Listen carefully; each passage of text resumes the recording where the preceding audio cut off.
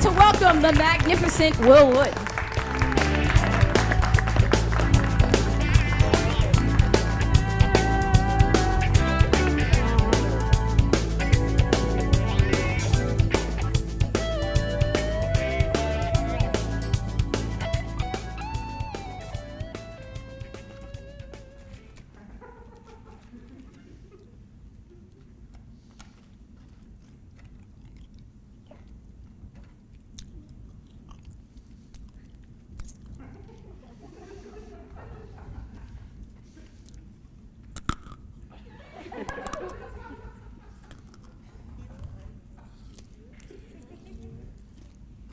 Can we address the elephant in the building? And by that I mean the infant in the front row.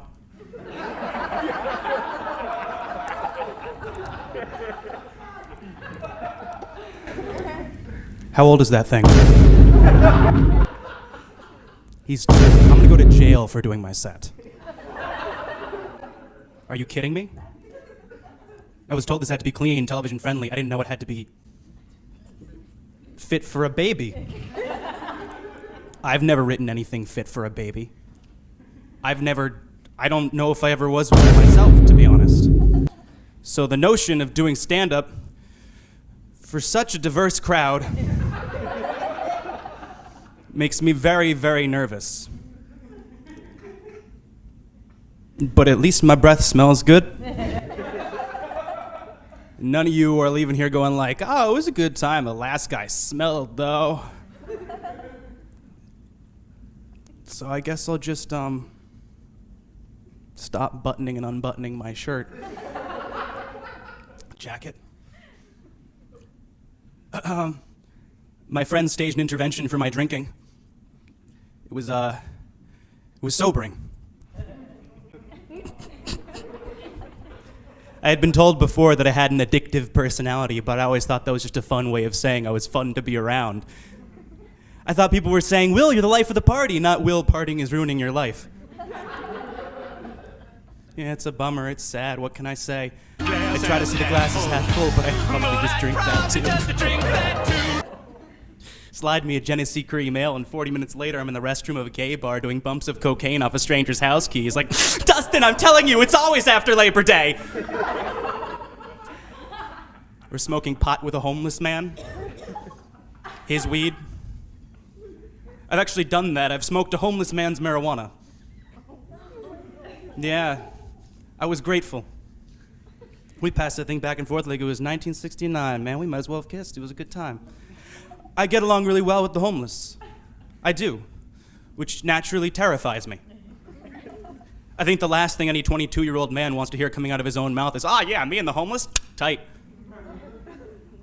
I'm sitting there on excuse me? We got a heckler. A heckler in the front row.